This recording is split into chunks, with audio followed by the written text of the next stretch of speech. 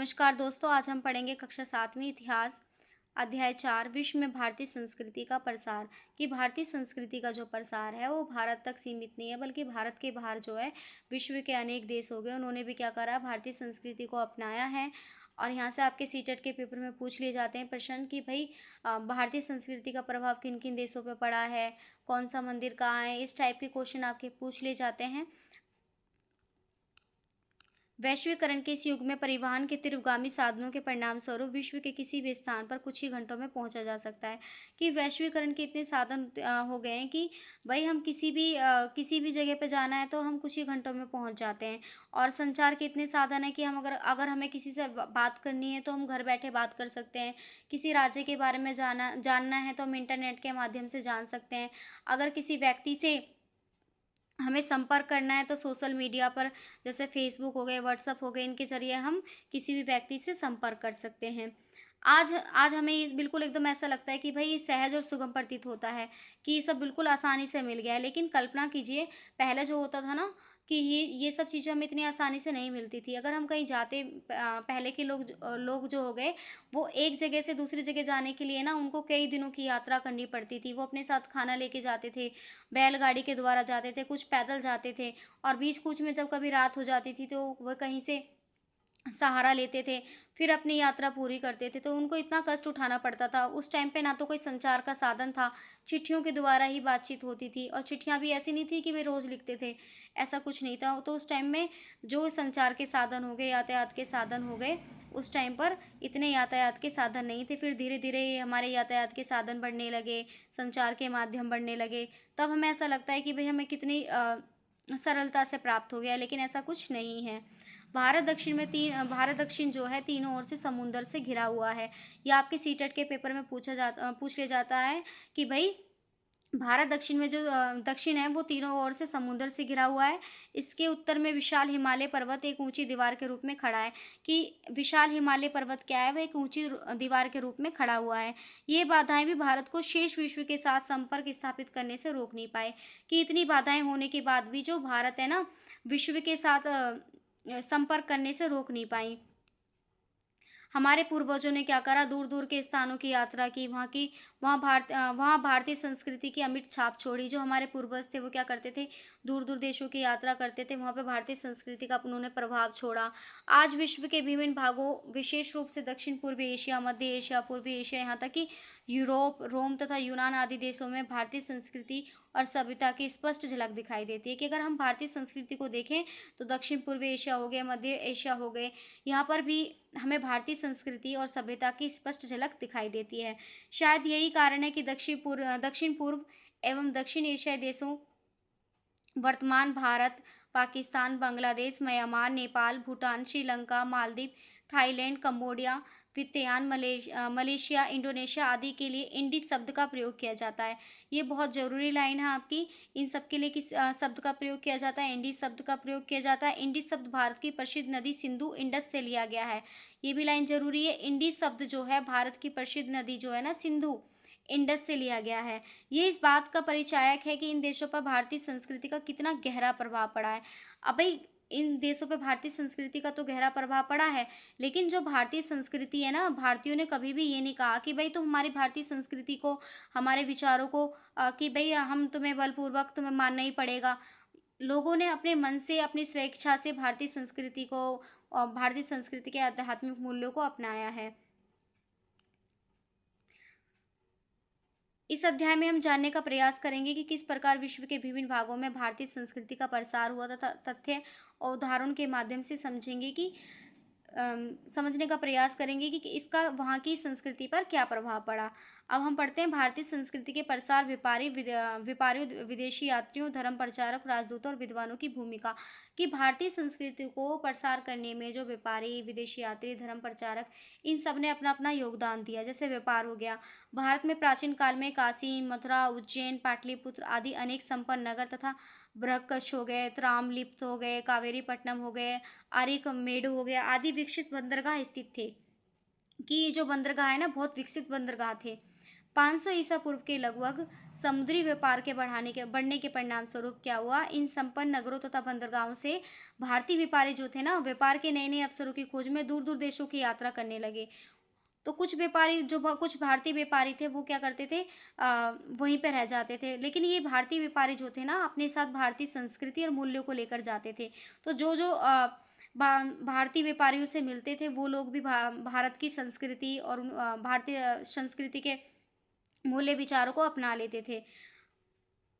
अनेक भारतीय विद्वान तथा आचार्यों ने भी अनेक देशों की यात्रा की, वहाँ तथा वहाँ के भारतीय अ, संस्कृति का पताका फहराने में महत्वपूर्ण योगदान दिया। कि अनेक विद्वानों ने, आचार्यों ने भी क्या करा, अनेक देशों की यात्रा करी, उन्होंने भी भारतीय संस्कृति को वहाँ वहाँ तक पहुँचाया।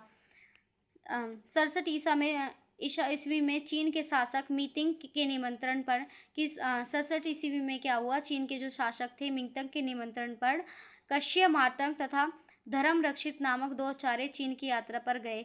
कि जब चीन के शासक ने बुलाया, मिंगतिंग ने बुलाया, तो उनके निमंत्रण पे क्या हुआ, कश्यप मार्तंग तथा धर्म रक्षित नामक दो आचार्य चीन की यात्रा पर गए। एक अन्य भारतीय जो थे आचार्य कुमार जी, जब चीन गए, ये बहुत जरूरी लाइन है। भारतीय आचार्य कुमार जी जब चीन गए तो वहाँ के शासक के अनुरोध पर उन्होंने संस्कृत ग्रंथों की चीन भाषा में अनुवाद किया। कि जो संस्कृत ग्रंथ थे ना, उनको चीन भाषा में अनुवाद किया। विक्रमशिला विश्वविद्यालय के प्रमुख आचार्य अतीश विक्रमशिला विश्वविद्यालय के जो प्रमुख आचार्य थे ना, अतीश दीपाकर श्रीज्ञान, जब 11वीं शताब्दी में तिब्बत गए तो उन्होंने वहाँ बौद्ध धर्म को एक मजबूत आधार प्रदान करा। उन्होंने क्या करा, बौद्ध धर्म को एक मजबूत आधार प्रदान करा। परिणाम स्वरूप अनेक तिब्बतियों ने क्या करा, बौद्ध धर्म को अपना लिया तथा इसे तिब्बत का शासकीय धर्म घोषित कर दिया। ये जरूरी लाइन है, इसे तिब्बत का शासकीय धर्म घोषित कर दिया। किसको, बौद्ध धर्म को। आज भी तिब्बत के दलाई लामा बौद्ध धर्म के सबसे प्रमुख नेता हैं। ये जरूरी लाइन है, तिब्बत के दलाई लामा बौद्ध धर्म के सबसे प्रमुख नेता हैं। शैक्षणिक केंद्र हो गए। प्राचीन काल में भारत में नालंदा, तक्षशिला, विक्रमशिला, वल्लभी आदि अनेक प्रसिद्ध विश्वविद्यालय थे, जो न केवल भारतीय अपितु विदेशी छात्रों और विद्वानों के लिए आकर्षण का केंद्र बने। विदेशी विद्वान प्राय क्या करते थे, नालंदा विश्वविद्यालय में शिक्षा ग्रहण करने आते थे। वो विभिन्न विषयों का अध्ययन करते थे। ऐसा बताया जाता है कि विश्वविद्यालय के पुस्तकालय का भवन 7 मंजिला का था। कि जो विश्वविद्यालय होते थे ना, जैसे नालंदा विश्वविद्यालय हो गया, इसके पुस्तकालय का जो भवन है ना, वो 7 मंजिला का था। बहुत बड़ा पुस्तकालय का भवन था। ये विद्यार्थी शिक्षा पूर्ण करके जब अपने देश वापस लौटते थे ना, तब भारत के ज्ञान के साथ साथ भारतीय संस्कृति को भी अपने प्रवेश के अंदर लेके जाते थे। चीनी यात्री हेनसांग ने अपनी भारत यात्रा के विवरण में भारत के 2 विश्वविद्यालय, जरूरी लाइन है आपकी, चीनी यात्री हेनसांग ने अपने भारत यात्रा के विवरण में भारत के 2 विश्वविद्यालयों नालंदा और वल्लभी में अपने अनुभवों का उल्लेख किया है। इसी प्रकार तिब्बत के एक विद्वान तारानाथ ने विक्रमशिला विश्वविद्यालय का वर्णन किया है। तो चीनी यात्री हेनसांग ने किसका वर्णन किया है, विश्वविद्यालय नालंदा का और वल्लभी का। और तिब्बत के एक विद्वान ने तारानाथ ने विक्रमशिला विश्वविद्यालय का वर्णन किया है। वहाँ से प्राप्त ज्ञान को तिब्बत में प्रसार किया इन्होंने। इस प्रकार शिक्षा के माध्यम से भारत से बाहर भारतीय संस्कृति का प्रसार हुआ। कि शिक्षा के माध्यम से भी क्या हुआ, भारत की जो संस्कृति है उसका बाहर के देशों में भी प्रसार हुआ। धर्म प्रचारक एवं राजदूत। विदेशों में भारतीय संस्कृति एवं सभ्यता के प्रचार प्रसार में जो धर्म प्रचारक राजदूत थे, उन्होंने भी महत्वपूर्ण योगदान दिया। जैसे राजा अशोक ने क्या करा, अपने पुत्र महेंद्र और संघमित्रा को भगवान बुद्ध की शिक्षाओं को प्रसार करने के लिए श्रीलंका भेज दिया। उनके साथ अनेक बौद्ध भिक्षु गए। वो अपने साथ ना बोध गया के बौद्ध वृक्ष की एक टहनी लेकर गए, श्रीलंका गए, वहाँ उसे रोपित किया। जो वो टहनी थी ना, उसको रोपित किया।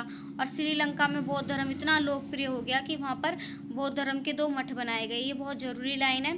पहला मठ जो था वो हमारा था महाविहार हो गया। दूसरा मठ जो हो गया वो अभयगिरी हो गया। ये पूछा जाता है आपके पेपर में। लंबे समय तक श्रीलंका में बौद्ध धर्म वहाँ का मुख्य धर्म तथा पाली भाषा वहाँ की ना साहित्यिक भाषा बनी रही। पहली और दूसरी शताब्दी के मध्य भारत और कंबोडिया के बीच जो सांस्कृतिक संबंधों की जो जड़ें थी ना, वो बहुत गहरी हो गई। इसका एक मुख्य कारण ये था कि भारतीय मूल के कौंडियन नामक ब्राह्मण ने वहाँ कौंडियन राजवंश की स्थापना करी। जो भारतीय मूल के कौंडियन नामक ब्राह्मण थे, उन्होंने क्या करा, वहाँ पे कौंडियन राजवंश की स्थापना करी। अब हम पढ़ते हैं विदेशी यात्रा। विदेशी यात्रा से भी आपके काफ़ी क्वेश्चन पूछे जाते हैं, जैसे कि मेगास्थनीज हो गए, वे डायोनिशिस आदि विद्वान मौर्य काल में भारत आए। चीनी यात्री अफियान हो गए, चंद्रगुप्त द्वितीय के शासनकाल में आए। उसने अपनी पुस्तक फूकुओ की में भारत की सांस्कृतिक एवं सामाजिक परंपराओं का वर्णन किया है कि चंद्रगुप्त मौर्य के शासनकाल में जो आए थे जो चीनी यात्री फयान थे, उन्होंने क्या करा था, अपनी एक पुस्तक लिखी थी फूकुओ की। उसमें क्या था, भारत की संस्कृति और सामाजिक परंपरा का वर्णन किया है। अब हेनसांग हर्षवर्धन के शासनकाल में भारत आया। हेनसांग जो था वो किसके शासनकाल में भारत में आया? हर्षवर्धन के शासनकाल में। बहुत जरूरी लाइन है, याद रखना कौन किसके शासनकाल में आया। जैसे कि जो हेनसांग हर्षवर्धन के शासनकाल में भारत में आया और उसने सी यू की नामक पुस्तक लिखी।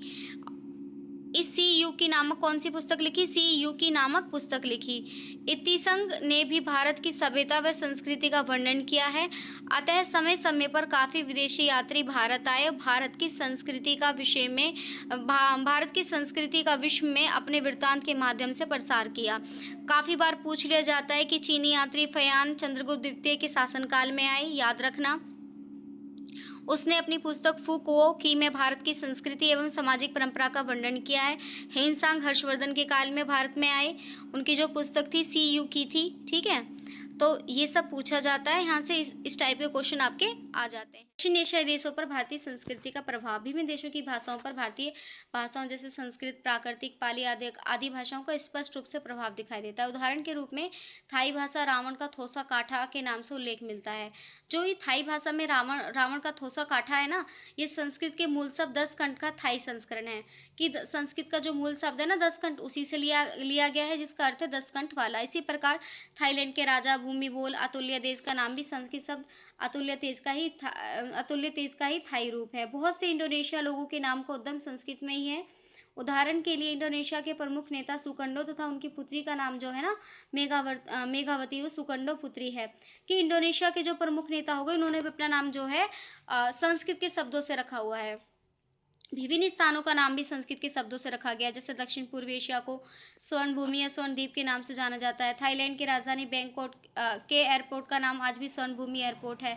इंडोनेशिया की राजधानी जाकर्ता शब्द जयाकृत से निकला गया है। इसी प्रकार क्या है, इंडोनेशिया के जावा का नाम संस्कृत के शब्द जावा द्वीप से लिया गया है। ये पूछ लिया जाता है कि भाई जाकर्त संस्कृत शब्द जयाकृत से निकाला गया है, तो इस तरीके से पूछ लिया जाता है। इस प्रकार से जावा का नाम संस्कृत के शब्द जावा द्वीप से लिया गया है। तो ये लाइन आपकी जरूरी है थोड़ी सी, जिसका शाब्दिक अर्थ है यव यानी जोके आकार का द्वीप। वर्तमान में विभिन्न स्थानों का नामकरण में संस्कृत भाषा के शब्दों का प्रयोग जो है बहुतायत में किया जाता है। उदाहरण के लिए 1962 में क्या हुआ, इंडोनेशिया के न्यू गिनीज का नाम बदलकर जयापुर रखा गया। ये बहुत जरूरी लाइन है, न्यू गिनीज का नाम बदलकर जयापुर रखा गया। ऑरेंज पर्वत को जयविज पर्वत कर दिया गया। जो ऑरेंज पर्वत थी उसको क्या कर दिया गया,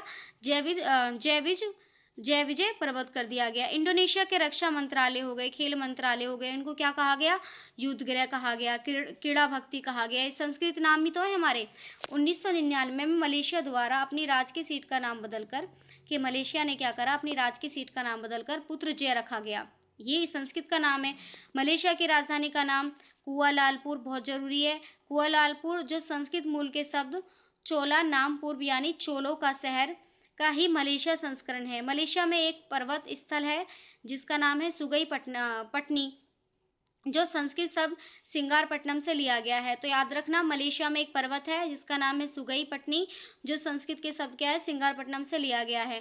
ये सभी उदाहरण इस बात का स्पष्ट प्रमाण देते हैं कि वह अनेक देशों की भाषाओं पर भारतीय भाषा संस्कृत से प्रभावित रही हैं। कि अनेक देशों की जो भाषा है ना, वहाँ भी क्या है, जो संस्कृत भाषा है उसने अपना प्रभाव छोड़ा है। धार्मिक प्रभाव। भारतीय धर्म प्रचारकों, बौद्ध भिक्षुओं, व्यापारियों, विदेशी यात्रियों के माध्यम से विश्व के विभिन्न भागों में हिंदू धर्म व बौद्ध धर्म का व्यापक प्रसार हुआ। वहाँ की संस्कृति का अभिन्न अंग बन गए। आज भी क्या है, नेपाल हो गया, भूटान हो गया, श्रीलंका हो गया, तिब्बत हो गया, Myanmar, Cambodia, Thailand, Vietnam, Indonesia, Malaysia, यहाँ तक कि जापान, कोरिया, चीन आदि देशों में भी हिंदू और बौद्ध धर्म को मानने वाले लोगों की बहुत संख्या है। मतलब कि भारत से अलग हटकर भी जो बाहर के देश हो गए, वहाँ पे क्या है, बौद्ध धर्म को मानने वाले हो गए, हिंदू धर्म को मानने वाले बहुत सारी संख्या है। इन देशों में क्या है, हिंदू मंदिर हो गए, बौद्ध स्तूप हो गए, रामायण हो गए, महाभारत हो गए, जैसे धार्मिक ग्रंथ ग्रंथ हो गए, जातक कथाएं हो गए, भारतीय पौराणिक कथाएं के अनेक प्रसंगों से जुड़े पात्रों के विभिन्न स्थानों का नामकरण तथा भारतीय जीवन पद्धति, रीति रिवाज, आध्यात्मिक मूल्यों के प्रमाण स्पष्ट रूप से दिखाई देते हैं। वर्तमान में क्या है, कनाडा में सिख समुदाय के प्रभावी होने से गुरुमुखी भाषा को दूसरी राष्ट्रीय भाषा माना गया है। कि कनाडा में क्या है, देखो कनाडा कोई भारत में नहीं है ना, फिर भी वहाँ पे क्या है, सिख समुदाय के प्रभावी होने से क्या हुआ, वहाँ पे जो गुरुमुखी भाषा है ना, उसको दूसरी राष्ट्रीय भाषा माना गया है। तो अब पढ़ते हैं हम मंदिरों के बारे में। मंदिर, कंबोडिया में स्थित अंकोर वाट का विष्णु मंदिर विश्व का सबसे बड़ा मंदिर है। ये पूछा जाता है आपके पेपर में कि कंबोडिया में स्थित जो है अंकोर वाट का विष्णु मंदिर विश्व का सबसे बड़ा मंदिर है।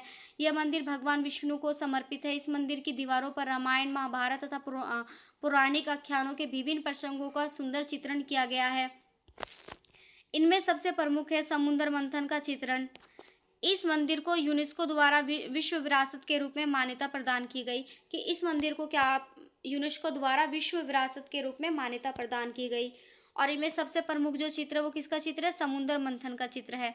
तो आपको ये पता होना चाहिए, यहाँ से क्वेश्चन पूछ लिए जाते हैं आपके। अंकोर वाट मंदिर का निर्माण 12वीं शताब्दी की शुरुआत में खमेर राजा सूर्यवर्मन द्वितीय द्वारा अपने राज्य मंदिर के रूप में करवाया गया। याद रखना, अंकोर वाट मंदिर का निर्माण जो है 12वीं शताब्दी की शुरुआत में खमेर के जो राजा थे ना सूर्यवर्मन, उन्होंने करवाया। इंडोनेशिया के जावा में स्थित है बोरोबुदुर मंदिर विश्व का सबसे बड़ा बौद्ध मंदिर है। ये भगवान बुद्ध को समर्पित है और इसमें भगवान बुद्ध की विभिन्न मुद्राओं वाली 504 मूर्तियां हैं। याद रखना, आप कितनी मूर्तियां हैं, 504 मूर्तियां हैं। और इसे भी यूनेस्को द्वारा विश्व विरासत घोषित किया गया है। इंडोनेशिया के जावा में परवन मंदिर स्थित है जो हिंदू त्रिमूर्ति ब्रह्मा विष्णु शिव को समर्पित है। इन तीन देवी देवताओं के साथ क्या है, इनके साथ साथ इनके जो वाहन है ना, इन मंदिरों के सामने उनके जैसे हंस हो गए, गरुण हो गए, नंदी हो गए, इनके भी मंदिर बनवाए गए हैं। तीनों पंक्तियों के मध्य दुर्गा गणेश को समर्पित 2 मंदिर बनवाए गए हैं।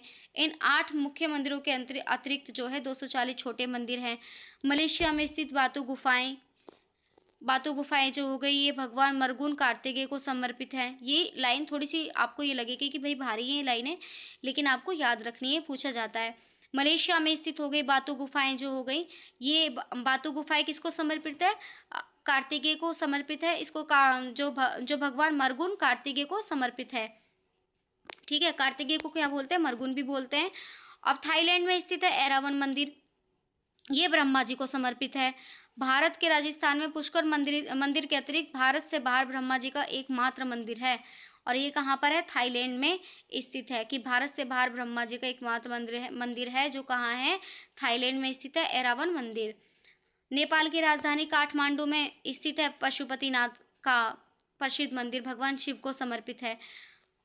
ये आपके जो मंदिरों के नाम है यहाँ से पूछे जाते हैं। पौराणिक पात्र, विश्व के अनेक देशों में सनातन धर्म ग्रंथों और पुराणों से संबंधित विभिन्न पात्रों को विशेष महत्व दिया गया है जो वहाँ के जनमानस के अवचेतन में भारतीय संस्कृति की गहरी छाप को स्पष्ट प्रमाण करते हैं। कंबोडिया के राष्ट्रीय ध्वज पर अंकोर वाट मंदिर की प्रतिकृति अंकित है। कि कंबोडिया के जो राष्ट्रीय ध्वज है ना, उस पे अंकोर वाट का मंदिर छपा हुआ है, जैसे कि आप यहाँ पे देखोगे। इंडोनेशिया के राष्ट्रीय विमान सेवा का नाम भगवान विष्णु के वाहन के नाम गरुण इंडोनेशिया पर रखा गया है। कि इंडोनेशिया की राष्ट्रीय विमान सेवा का जो नाम है ना, वो भगवान विष्णु के जो वाहन है गरुण इंडोनेशिया के नाम पर रखा हुआ है। इंडोनेशिया के करेंसी नोटों पर भगवान गणेश का चित्र है। कि इंडोनेशिया की करेंसी पर क्या है, भगवान गणेश का चित्र है। ऐसा पूछ लेंगे भाई, इंडोनेशिया की राष्ट्रीय विमान सेवा में किस भगवान से संबंधित नाम लिखा गया है। तो आपको पता होना चाहिए कि विष्णु जी के वाहन से संबंधित गरुण इंडोनेशिया रखा गया है। इंडोनेशिया की करेंसी नोटों पर गणेश जी का चित्र अंकित किया गया है। वहाँ के राष्ट्रीय भवन के मुख्य द्वार पर गणेश जी की प्रतिमा को स्थापित किया गया है। बैंकॉक वर्ल्ड ट्रेड सेंटर के बाहर एक शानदार मंदिर का निर्माण किया गया है जिसमें भगवान गणेश की सुंदर प्रतिमा स्थापित की गई है। मलेशिया में सेना प्रमुख को लक्ष्मण कहा जाता है जो राम रावण युद्ध में भगवान श्री राम की विजय में उनके छोटे भाई ने जो उनकी सहायता की थी ना, इसी से प्रेरित होकर क्या हुआ, मलेशिया में सेना प्रमुख को का जो नाम है वो लक्ष्मण रख दिया गया कि भी जो सेना का प्रमुख होगा उसको लक्ष्मण कहा जाएगा। यहाँ से आपके क्वेश्चन बहुत सारे पूछे जाते हैं, जैसे कि कौन सा मंदिर कहाँ पर है, इंडोनेशिया की करेंसी पर नोटों पर कौन से भगवान छपे हुए हैं। इस तरीके से क्वेश्चन काफ़ी पूछे जाते हैं।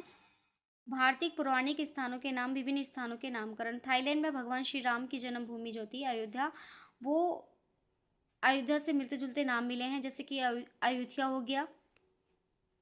इंडोनेशिया के शहर मुद्रा का जो नाम है भगवान कृष्ण की जन्मभूमि मथुरा से मिलता जुलता नाम है, और दक्षिण भारत के मुदेर से मिलता जुलता नाम है इनका।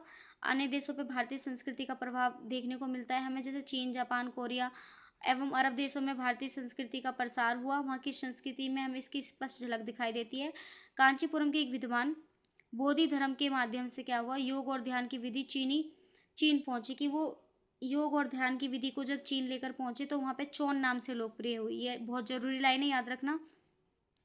चौथी शताब्दी में वीर राजवंश के प्रथम शासक जो थे सम्राट ड्राउन ने क्या करा, बौद्ध धर्म से प्रभावित होकर इसे चीन का राजकीय धर्म घोषित कर दिया। परिणाम स्वरूप चीन जो था बौद्ध में बहुत लोकप्रिय हो गया। चीन के उत्तर पूर्व स्थित देश कोरिया में बौद्ध धर्म चीन के रास्ते पहुंचा। ये जरूरी लाइन है। चीन के उत्तर पूर्व स्थित देश कोरिया में बौद्ध धर्म चीन के रास्ते पहुंचा। 352 ईस्वी में संदो नामक बौद्ध भिक्षु भगवान बुद्ध की प्रतिमा तथा उनके सूत्र लेकर कोरिया गए। 404 में कोरिया के प्रियांग शहर में 2 बौद्ध मंदिरों का निर्माण हुआ। 8वीं और 9वीं शताब्दी में चीन के ही रास्ते ध्यान योग की पद्धति कोरिया पहुंची। तो चीन ने ही क्या करा, बौद्ध धर्म को कोरिया पहुंचाया। कि ध्यान योग की पद्धति भी जो थी वो चीन के रास्ते से ही कोरिया पहुंची। वहाँ के राजाओं, रानियों, राजकुमारों, मंत्रियों, यहाँ तक कि योद्धाओं ने एकाग्रता, निडरता, फिर वीरता जैसे गुणों का विकास करने के लिए बड़े पैमाने पर इसका परीक्षण प्राप्त किया। कोरिया में बौद्ध ग्रंथों को छापा गया। फिर कोरिया में क्या हुआ, बौद्ध ग्रंथों को छापा गया। जापान में भारतीय संस्कृति के सबसे पहले प्रमाण 552 ईस्वी के आसपास मिलते हैं, जब कोरियों के सम्राट ने जापान के सम्राट को भगवान बुद्ध की प्रतिमा, उनके सूत्र, पूजा यंत्र भेंट के रूप में भेजे। कि जो कोरिया के सम्राट ने क्या करा, जापान के सम्राट को भगवान बुद्ध की प्रतिमा, उनके सूत्र, पूजा यंत्र भेंट के रूप में दिए। जल्द ही हजारों की संख्या में क्या हुआ, जापानी लोग भी बौद्ध भिक्षु बन गए। अब ये जो बौद्ध धर्म था वो जापान भी पहुंचा, तो जो जापानी लोग थे वो बौद्ध भिक्षु बन गए। बौद्ध धर्म को जापान में राज के धर्म का दर्जा दे दिया गया। अब बौद्ध धर्म क्या था, वो राज के धर्म बन गया वहाँ का। संस्कृत का जापान में पवित्र भाषा के रूप में मान्यता मिली। जो संस्कृत भाषा थी ना, उसको जापान में पवित्र भाषा के रूप में मान्यता मिली। बौद्ध भिक्षु संस्कृत के वर्णों और मंत्रों को लिखने का विशेष परीक्षण प्राप्त करने लगे। इन्होंने जिस लिपि का प्रयोग किया उसे सीतन के नाम से जाना जाता है। ये जरूरी लाइन है आपकी। जो बौद्ध भिक्षु थे वो क्या करने लगे, संस्कृत के वर्णों और मंत्रों को लिखने का परीक्षण लेने लगे, और इन्होंने जिस लिपि का प्रयोग किया ना उसे सीतन के नाम से जाना जाता है। जो संस्कृत मूल के शब्द सिद्धम का जापानी संस्करण माना जाता है। ये भी जरूरी है। जो संस्कृत के मूल शब्द किससे लिया गया है, सिद्धम का जापानी संस्करण माना जाता है। यानी ऐसी लिपि जो सिद्धि प्रदान करे, कि ऐसी लिपि जो सिद्धि प्रदान करे। ये बहुत जरूरी लाइन है आपकी। हिमालय के उत्तर में स्थित तिब्बत बौद्ध धर्म का प्रमुख केंद्र है। कि हिमालय में के उत्तर में जो स्थित है ना, तिब्बत बौद्ध धर्म का प्रमुख केंद्र है। 7वीं शताब्दी में तिब्बत के शासक नारदेव ने अपने मंत्री थोनेमी संबत को 16वां विद्वान के साथ मगध भेजा। कि 16 विद्वानों के साथ क्या करा, मगध भेजा। तो ये आपकी जो लाइन हो गई, हिमालय के उत्तर में स्थित तिब्बत बौद्ध धर्म का प्रमुख केंद्र है। मुख्य लाइन है आपकी, जरूरी लाइन है। 7वीं शताब्दी में तिब्बत के शासक नारदेव ने अपने मंत्री, की 7वीं शताब्दी में क्या करा, जो तिब्बत के शासक हो गए नारदेव ने अपने मंत्री थोनमी संबोध को 16 विद्वानों के साथ मगध भेजा, जहां उन्होंने भारतीय आचार्य से शिक्षा ग्रहण की तथा तिब्बत में एक नई लिपि का प्रतिपादन किया, जो भारत की ब्राह्मी लिपि के वर्णों पर आधारित है। कि तिब्बत में एक नई लिपि का प्रारंभ किया, प्रतिपादन किया, जो भारत की ब्राह्मी लिपि के वर्णों पर आधारित है। उसने पाणिनि के संस्कृत व्याकरण के आधार पर एक नए व्याकरण की रचना की, जिसके बाद अनेक संस्कृत ग्रंथों को तिब्बती भाषा में अनुवाद किया। अरब देशों के साथ भारत के व्यापारिक और सांस्कृतिक संबंधों का इतिहास अत्यंत प्राचीन है, क्योंकि भारत और अरब देशों में स्थल और समुद्री दोनों मार्गों से जुड़े हुए थे। कि जो भारत है ना, भारत और अरब देश जो हैं वो स्थल मार्ग से भी जुड़े हुए हैं और समुद्री दोनों मार्ग से जुड़े हुए हैं। खगोल विज्ञान का प्रसिद्ध ग्रंथ जो हो गया ये बहुत ज़रूरी लाइन आपकी। खगोल विज्ञान का प्रसिद्ध ग्रंथ बृहस्पति सिद्धांत अरबों देशों में सिंधिन के नाम से जाना जाता है। कि खगोल विज्ञान का प्रसिद्ध ग्रंथ जो हो गया बृहस्पति सिद्धांत अरबों देशों में सिंधिन के नाम से जाना जाता है। भारतीय गणित को अरब देशों में हिंदीसा यानी हिंद से लिया गया के नाम से पुकारा जाता है। कि भारतीय गणित को क्या पुकारा जाता है, कि भारतीय गणित को अरब देशों में क्या पुकारा जाता है, हिंदीसा यानी हिंद से लिया गया नाम पुकारा जाता है। भारतीय दशमलव प्रणाली और शून्य का सिद्धांत अरब लोगों ने भारतीयों के संपर्क से ही सीखा। कि दशमलव प्रणाली हो गई, शून्य का सिद्धांत हो गया, ये किससे सीखा, भारतीय लोगों के संपर्क से ही सीखा। भारतीय चिकित्सा पद्धति पर आधारित अनेक ग्रंथों को अरबी भाषा में अनुवाद किया। कि भारतीय चिकित्सा पद्धति पर जो आधारित थे ना अनेक ग्रंथ, उनको अरबी भाषा में अनुवाद किया। इस प्रकार हमने देखा कि भारतीय संस्कृति, सभ्यता, ज्ञान, दर्शन, धर्म एवं भाषा का विभिन्न देशों की संस्कृति पर गहरा प्रभाव पड़ा। हजारों वर्ष बीत जाने के उपरांत भी इन देशों में भारतीय संस्कृति की जो छाप है ना स्पष्ट दिखाई देती है। ये न केवल हमारी संस्कृति की उत्कृष्टता का परिचय है, बल्कि भारतीय जीवन की पद्धति का मुख्य आधार है। मतलब इसमें क्या है, वासुदेव कुटुंब के सिद्धांत का जीवित उदाहरण है। कि इसमें क्या है कि जितने भी जो भारतीय संस्कृति है, भारतीय संस्कृति ने विदेशों में क्या प्रभाव छोड़ा, कौन सा मंदिर कहाँ बना, किस मंदिर की क्या विशेषता है, किस मंदिर को विश्व विरासत घोषित किया गया है, इस तरीके के आपके क्वेश्चन पूछ लिए जाते हैं, यहाँ से पूछे जाते हैं।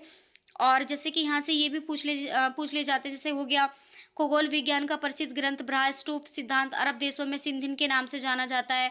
तो ये पूछ लेंगे कि भाई किस नाम से जाना जाता है, इस शब्द का क्या अर्थ है। इस तरीके से यहाँ पे क्वेश्चन पूछे जाते हैं आपके। आपको ये चैप्टर कैसा लगा मुझे कमेंट करके बताना ज़रूर। लाइक और सब्सक्राइब करना। धन्यवाद।